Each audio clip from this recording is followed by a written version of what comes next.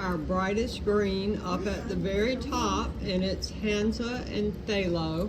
And if we look at our chart, we see the Hansa and the Phthalo blue.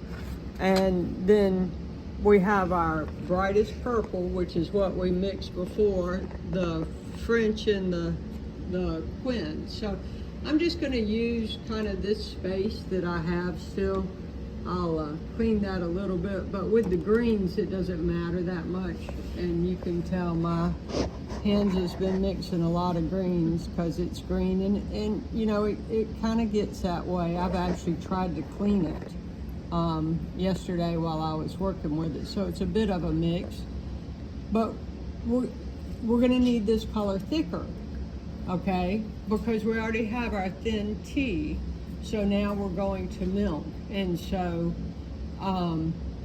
if it's not thicker, it's going to be a glaze. And yes, you can glaze, but that's not what we're doing. And so to glaze means you just do a thin wash and a thin wash and a thin wash, and you may do 22 thin washes, okay?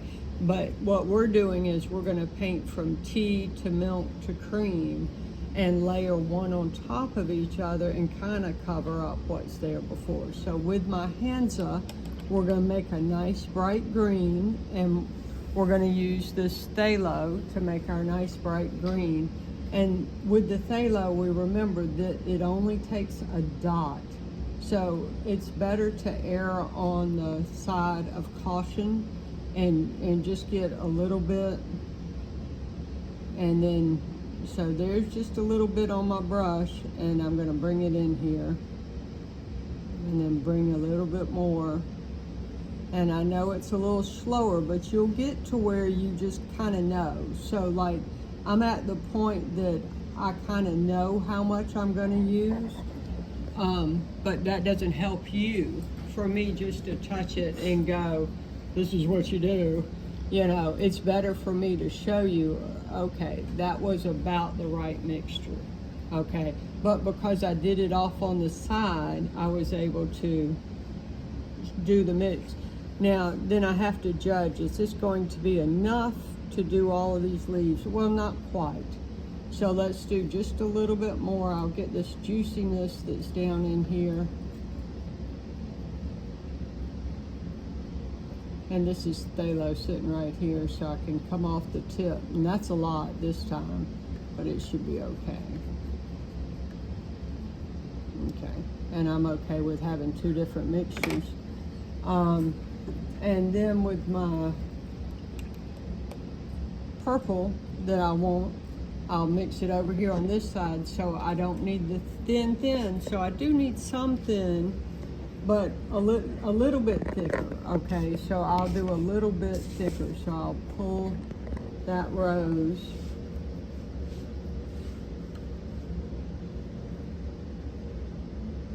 And then it was French, okay? French is the duller, less dramatic, less of a drama queen. A little bit more than that. Okay, now wipe my brush through it, and I can decide. So I might leave a little purple, a little red, and not mix it too much. Kind of keep it.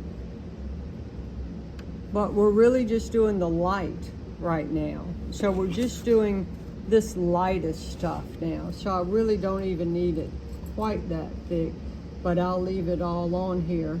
I'll bring my brush through here, and then you can take a piece of paper, you know, a scrap, and that's what this is right here. You can see how many times I've used it, right? To see, is my color about what I want? Is the color correct? Is the amount of wetness correct? So I personally like the color just fine, but we'll water it down just a little bit more and see. Okay, that's pretty good. So it's not quite the same as this one. Well, we'll make it a little bluer. All I'm going to do is just drag through that blue and see if that'll be enough. I'm just trying to drag some blue in. So the reason I want it just a little bluer back into the French is I want it to be in the background. And blues are naturally further back, and brighter reds, red travels the least distance, is going to be in the foreground. So if I went in, even though I thought the color was pretty, I know these are a lot of words and a lot to think about, and I could just do this really quick and you don't have to think about all this. But especially when you get down to landscape painting, you do want to think about that the blues are further back and they're pushing. Okay, so now I'm going to come in and just do a little bit here, and I'm just touching it.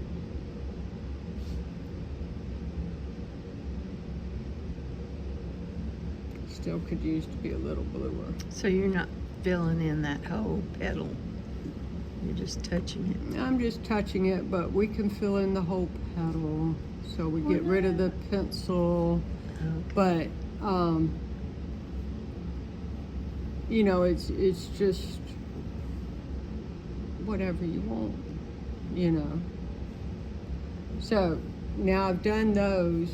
Now I feel like I need to kind of change color, because I did those colors. Those are a little redder, those are a little bluer. So now I'm just going to water it down just a little bit here and make them just a little softer, or at least I'm hoping to, right?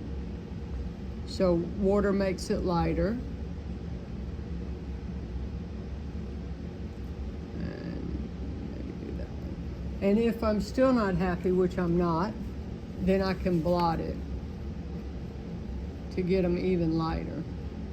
So I like color change. I like it to be very varied. And so that's all I was doing there, was just getting my color change. Now we're gonna get it weaker and more watery, and we're going to do right here.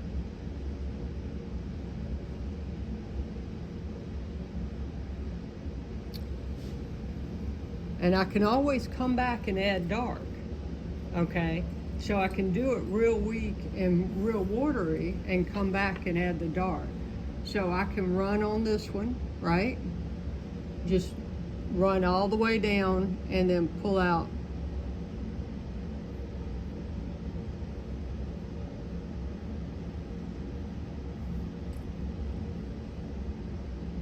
Okay, and on this one, if I say, well, it's okay, but I kind of want a little lightness again, just add some little highlight in there. Okay, yes, I could have done it really slowly, okay, but this is we're just getting in some of the big stuff, so it's not really necessary to do it all so slowly. Each little petal. Just kind of play with it and run with it. These are little round circles with little dots in the middle. I'll go ahead and catch those.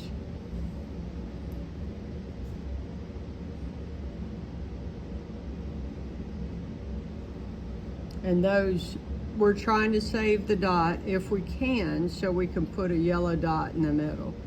So I'm going around on the dry paper and saving the dot. What kind of flower is that? I have no idea. Does anybody know? Imagine. I think so. I think so. What was I thinking? I mean, They're beautiful. well, I thought it was the highest. That's what I had in my It's a little mind. bit like that. But then when I thought it was- looked it up, it didn't look quite like that. I thought it was a lupine. Well, see, I don't know what a lupine is, so maybe it is. I thought it was lavender. Turn it upside down, it's wisteria. Yes. That's right. Sideways, it can still be wisteria. That's what I draw. Imagine flowers. They never turn out like they're supposed to. Well, yes, and I have that problem with a lot of things that, like my bumblebees, that people know what they look like, and that's a bit of a problem, so.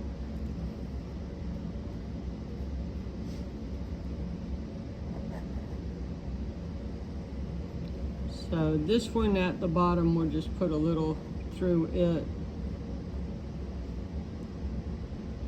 We're gonna go mostly darker with it.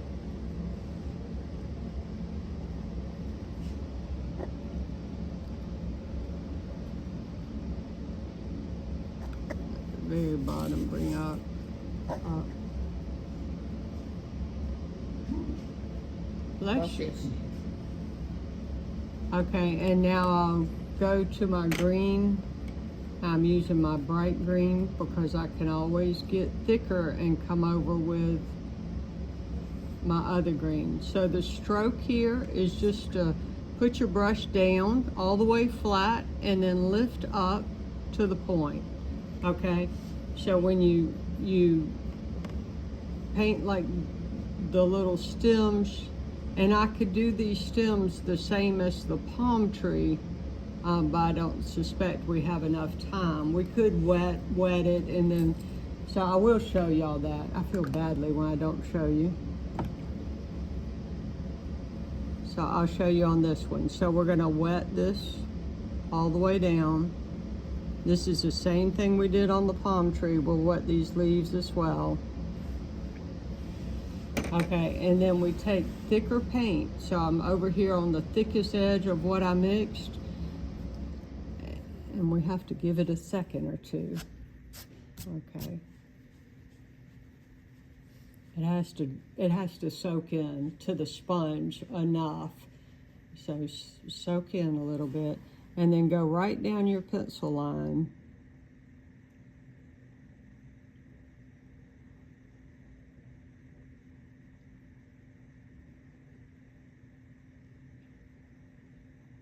And that'll give us a nice watercolor effect there with that one. Okay, now, see it's still kind of too wet, so it's going too far. So that's one of the problems with watercolor. It's just like, no, stop. I didn't want you to go that far. Go back. So it's okay. So all we'll do is we'll just take this brush, it's kind of dry, and we're gonna stop some of it. But I knew it was too wet. So, and some of that just takes time. Just takes time and effort. You'll get to where you'll know that you have to let it soak in more. Okay, and then this is all the way flat down and then pulling up on the tip. Okay, all the way flat down and then pulling up on the tip. And I'm just kind of going with the pencil that's there. Now, of course, these colors are going to change. We're going to add to them, but I'm just making them the light, bright green because we're painting light to dark.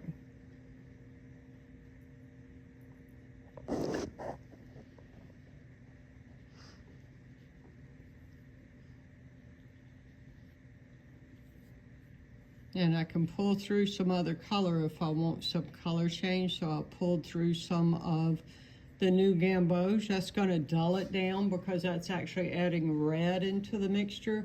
So this one's going to be duller. If I want this one lighter as well as duller, I can put water on it, and that's going to automatically make the mixture weaker and a little duller. And you can always take off a little. That a little more.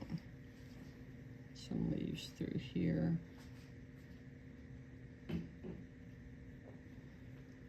Okay, so we did the purple and we did the green. Any questions?